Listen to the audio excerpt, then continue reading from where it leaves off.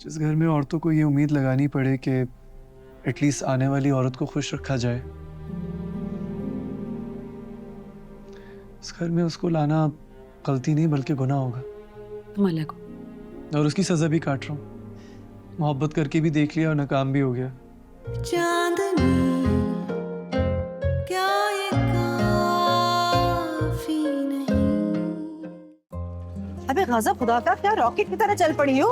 आराम से चलो, मैं इतना तेज तेज नहीं चल सकती, सांस फूल रहा है मेरा। अच्छा, आप मेरे साथ ही हैं। मुझे लगा समझिए ने रोक लिया होगा आपको, खातिर तवाज़ु के लिए। मौका नहीं मिला, लेकिन मैंने बुला लिया उनको घर पर। व्हाट?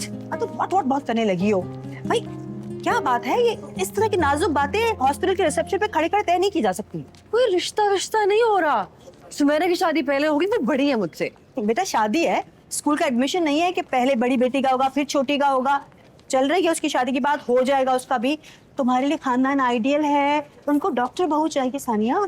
तो क्या उन्हें मुझे जानने में कोई इंटरेस्ट नहीं है? बस डॉक्टर के टैग लग गया, बात खत्म, रिश्ता कर लेंगे, राइट? बेटा ये तुम लोगों की जो डॉक्टरों की रूटीन होती है ना, हर इंसान की समझ में नहीं आती है। तुम बताओ कौन सा शौहर होगा इस बात को हजम कर पाएगा कि बेगम रात के 12 बजे पर्स लिए ड्यूटी पे चली जा रही हैं? हाँ, कोई भी समझदार पढ़ा लिखा इंसान ये बात समझ लेगा, उसके लिए डॉक्टर होना जरूरी नहीं है। और आपको याद भी है कि हम यहाँ आए क्यों हैं? मुझे लगता है कि मेरी बीमारी को खुदा ने तुम्हारे लिए एक वसीला बनाया और बस।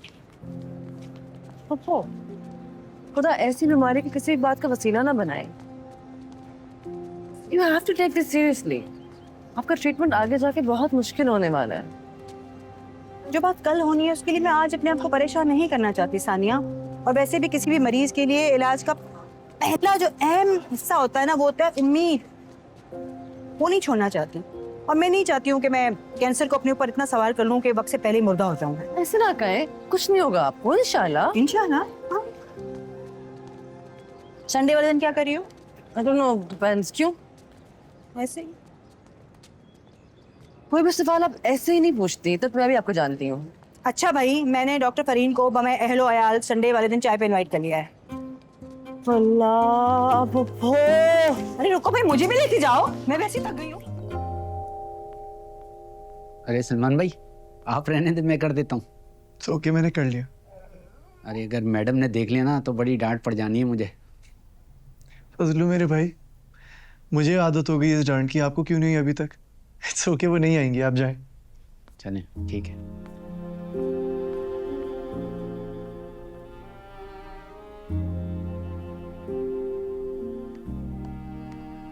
आप इतनी जल्दी कैसे आ गई? तुमने बेड कब से रख लिया? क्या हुआ इसे? आपको क्या हुआ? Long story. बेचारा मुझे सड़क पे जख्मी हालत में मिला था, इसको मैं डॉक्टर के पास लेके गया, उसी ने मुझे सारे ड्रेसिंग का सामान दिया। खैर अब तो इसके ओनर्स भी मिल गए। और आप जानती हैं, अब उसी डॉक्टर से मामा मेरी शादी करवाना चाहती है। गुड। आई होप तुम उसे खुश रखो, उसकी स्ट्रेंथ बनो, कमजोरी नहीं। हमेशा उसका साथ दो। जिस घर में औरतों को ये उम्मीद लगानी पड़े कि एटलीस्ट आने वाली औरत को खुश रखा जाए, उस घर में उसको लाना गलती नहीं बल्कि गुनाह होगा। तुम अलग हो।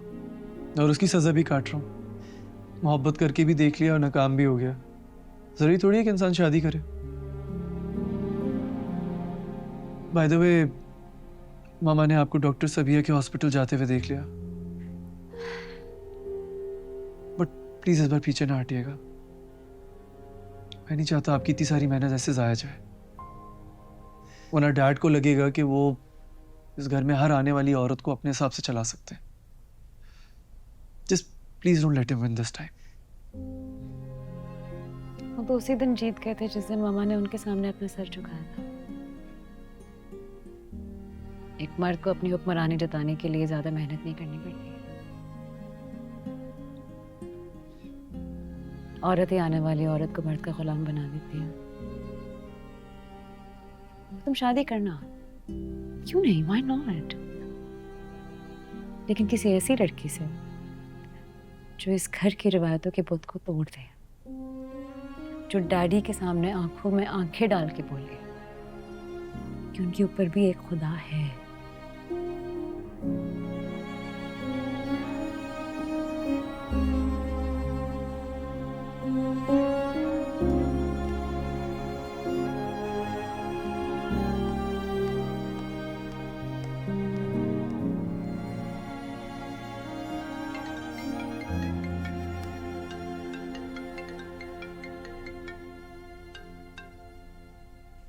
हेलो।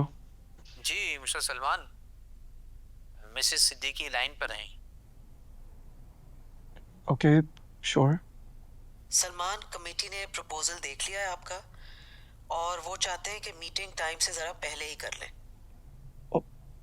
ओके, ठीक है। कब? आप ऐसा करें, ट्यूसडे को 1 बजे आ जाएं। Okay, I will be there.